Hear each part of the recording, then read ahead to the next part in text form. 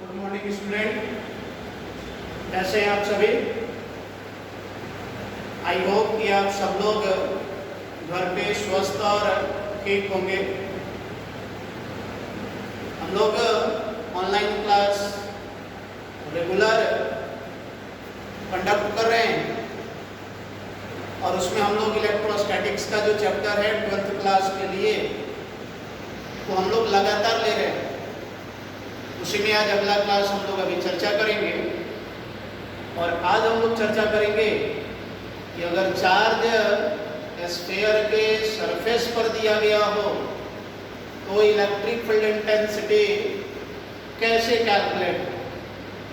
कोई स्फीयर है, hollow sphere है और उसके सरफेस पर चार्ज है तो यूनिफॉर्मली डिस्ट्रीब्यूटेड चार्ज का किया गया है तो इलेक्ट्रिक फील्ड इंटेंसिटी कैसे कैलकुलेट होगा। तो यहाँ पर आप देखिए, यहाँ पर ये एक स्फीयर है, इसके सरफेस पर चार्ज दिया गया है, टोटल चार्ज Q है और इस स्फीयर का रेडियस a के बराबर है। अब अंदर के पॉइंट पर इलेक्ट्रिक फील्ड क्या होगा, बाहर के पॉइंट पर इलेक्ट्रिक फील्ड क्या होगा, इसकी चर्चा करना है। तो रिजल्ट हम लिखते हैं,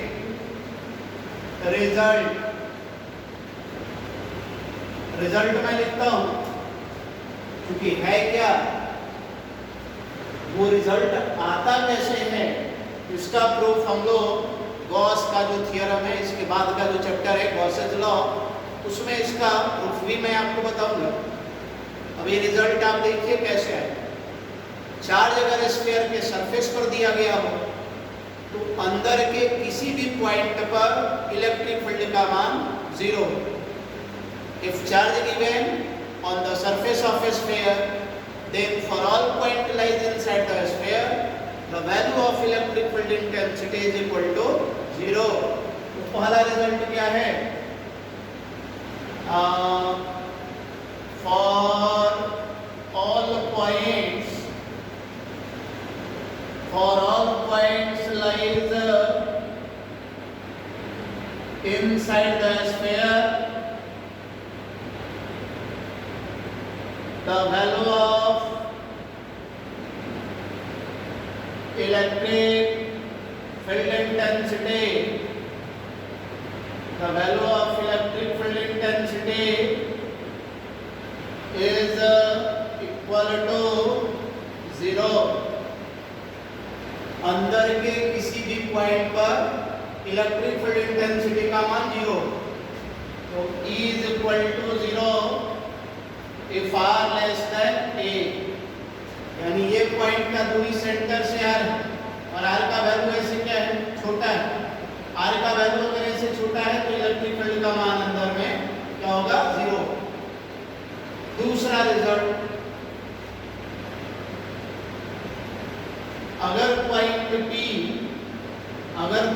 P इसके बाहर है, पॉइंट P स्फीयर का जो सरफेस है उसके अगर बाहर है तो फिर बाहर के किसी भी पॉइंट के लिए स्फीयर का बिहेव पॉइंट चार्ज का हो। यानी ये पूरा स्फीयर किसकी तरह बिहेव करेगा, पॉइंट चार्ज की तरह बिहेव करेगा।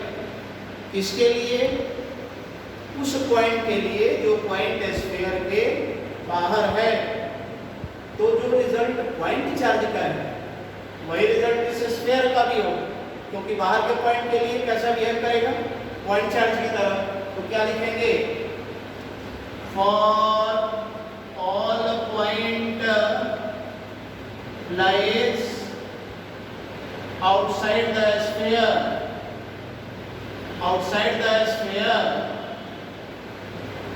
the sphere behave like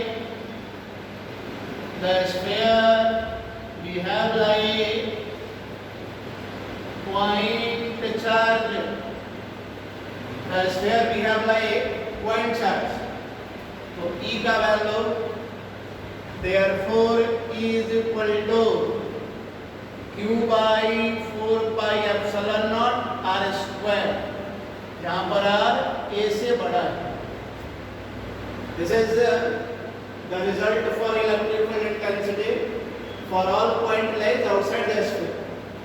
तो अंदर के किसी भी पॉइंट पर इलेक्ट्रिक फील्ड 0, बाहर के पॉइंट पर electric field Q by 4 pi epsilon naught R square. एक बार अगर हम ग्राफ देखें E और R का, E वर्सेस R ग्राफ, तो आप इधर समझिए, इस तरफ हमारा E है, इस तरफ हमारा R है।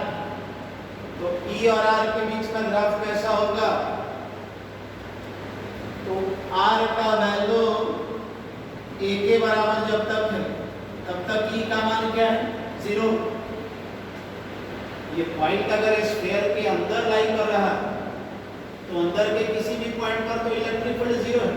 तो R का वैल्यू A से थोड़ा कम रहे, अंदर में रहे, तो हर एक पॉइंट पर E का मान 0 होगा। और जैसे ही R का वैल्यू A से थोड़ा ज्यादा होगा, या A आप कह लें, तो सरफेस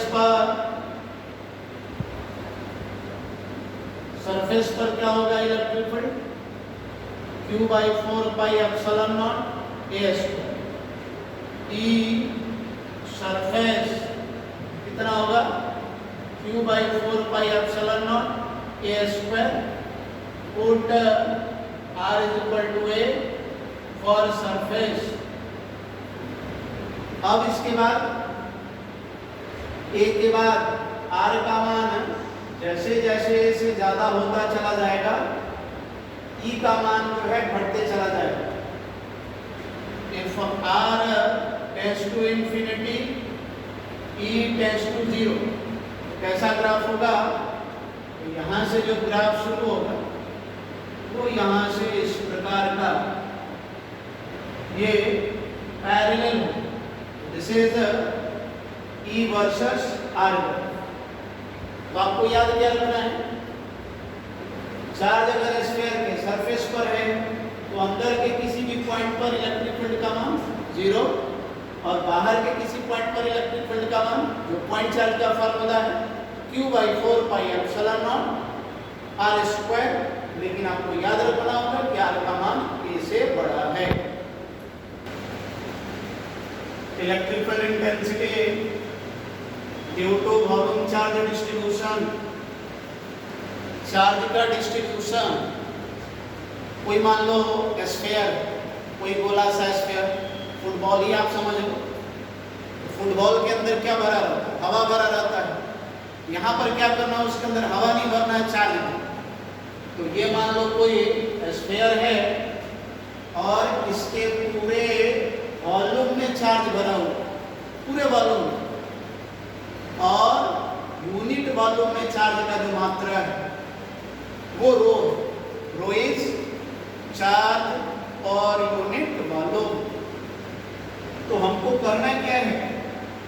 अगर स्फीयर के वॉल्यूम में चार्ज दिया गया हो तो हमको अंदर के पॉइंट पर इंटेंसिटी बताना है, और फिर हमको बाहर के पॉइंट पर इंटेंसिटी बताना है। तो ये जैसे मान लो अंदर का कोई पॉइंट यहाँ पर हम लेते हैं से P अंदर में। तो पहला case 1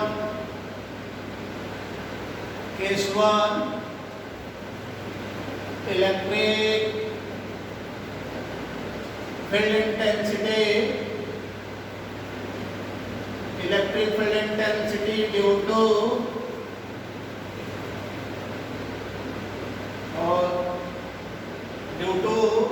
volume, electric field intensity at point lies inside the sphere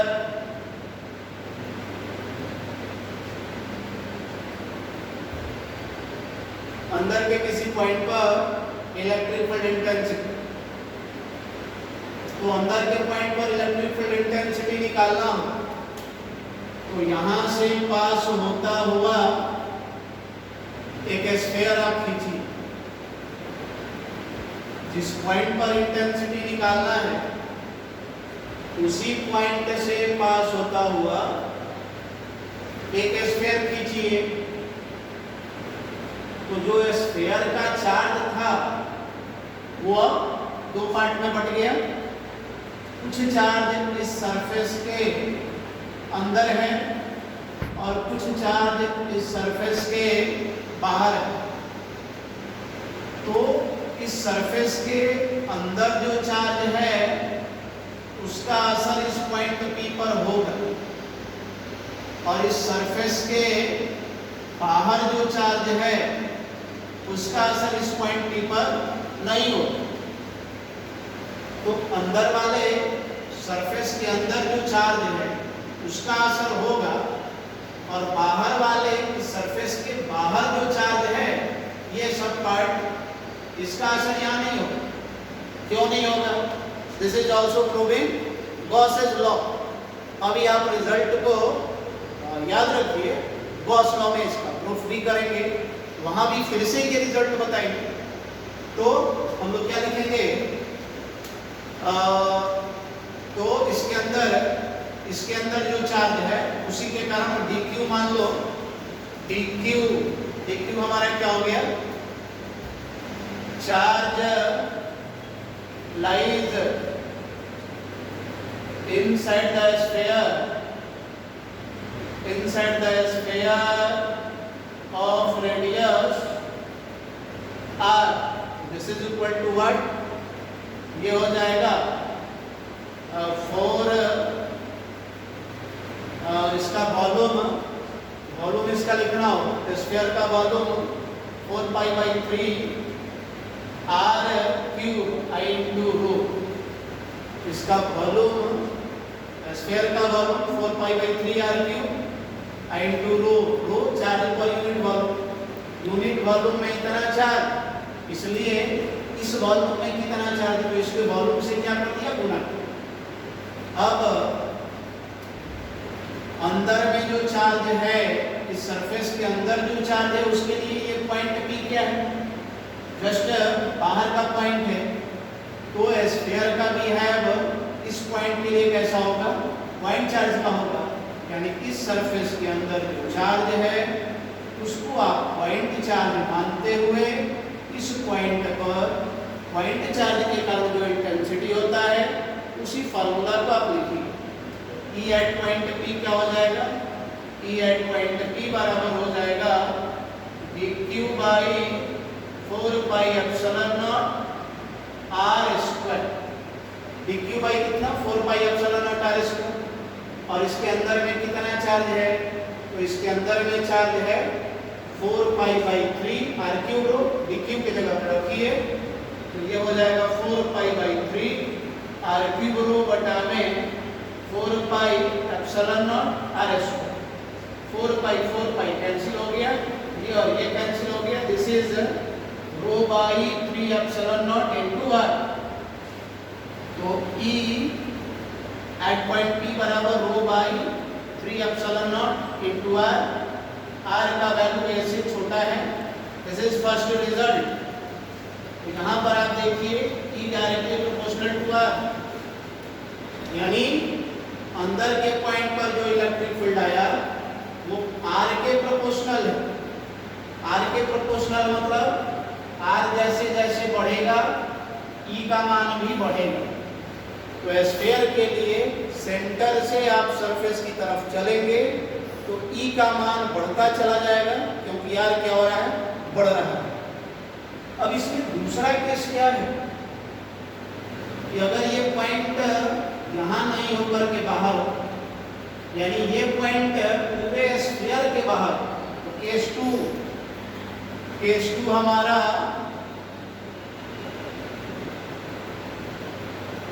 if point P lies outside the sphere, if point P lies outside the sphere, point P अगर स्फीयर के बाहर, ये स्फीयर था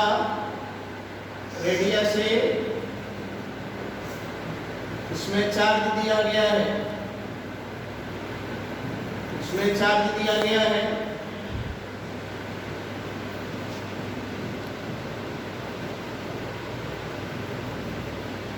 और पॉइंट P हमारा यहाँ पर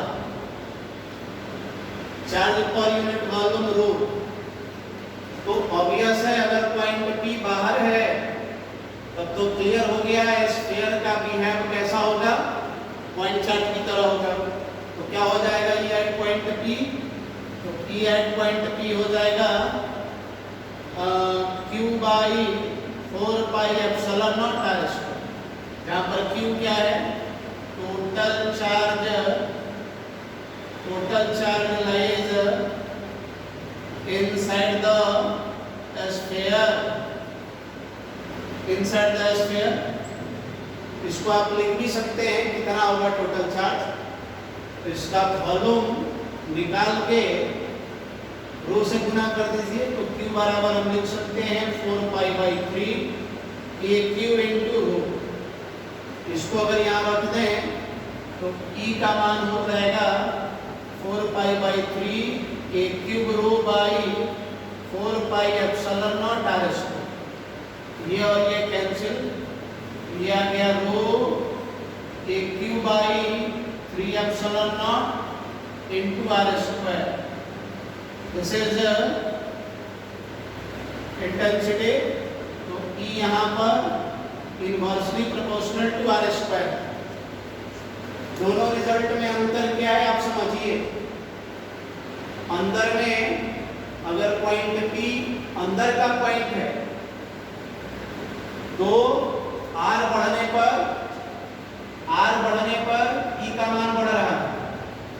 अंदर के पॉइंट के लिए E डायरेक्टली प्रोपोर्शनल है R के, लेकिन बाहर के पॉइंट के लिए E डायरेक्टली प्रोपोर्शनल R के नहीं। R जैसे जैसे बढ़ेगा E का मान बढ़ता चला जाएगा। तो यहाँ पर क्या है, E decreases with increasing R। R के बढ़ने पर E घटेगा, और यहाँ पर R के बढ़ने पर E increases with increasing R up to surface। तो ग्राफ कैसा होगा, E और R के बीच का ग्राफ हम लोग देख लेते हैं। ग्राफ आप देखिए,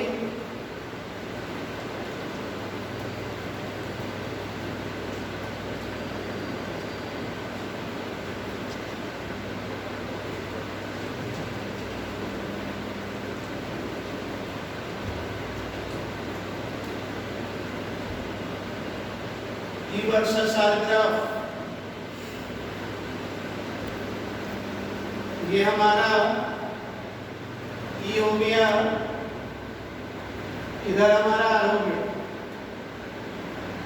तो R का वैल्यू A तक जब है या A से छोटा है तो E और R का रिलेशन, E का पावर 1 R का भी पावर 1, लीनियर रिलेशन है। ग्राफ का नेचर स्ट्रेट लाइन, R बराबर 0 पर, यानी E बराबर है आपका rho by 3 epsilon naught R less than A के लिए E का value rho by 3 epsilon naught A, R बराबर A के लिए E का value rho A square rho A cube by 3 epsilon naught R square, R greater than A। Graph कैसा होगा, E और R का रिलेशन लीनियर, ग्राफ का nature straight line यहाँ तक, और R बराबर A पर rho by 3 epsilon naught A, rho by 3 epsilon naught A, और उसके बाद E का मान लगातार बढ़ता चला जाएगा। This is E versus R graph. Graph काफी इंपॉर्टेंट है। ये सारे क्वेश्चन जो है, ये सारे ग्राफ जो है वो डायरेक्ट पूछे गए। 12th के क्लास के लिए भी काफी इंपॉर्टेंट है, कंपटीशन के पॉइंट ऑफ व्यू से भी ये सारा चीज पूछा गया। तो ग्राफ को आप जरूर याद रखें।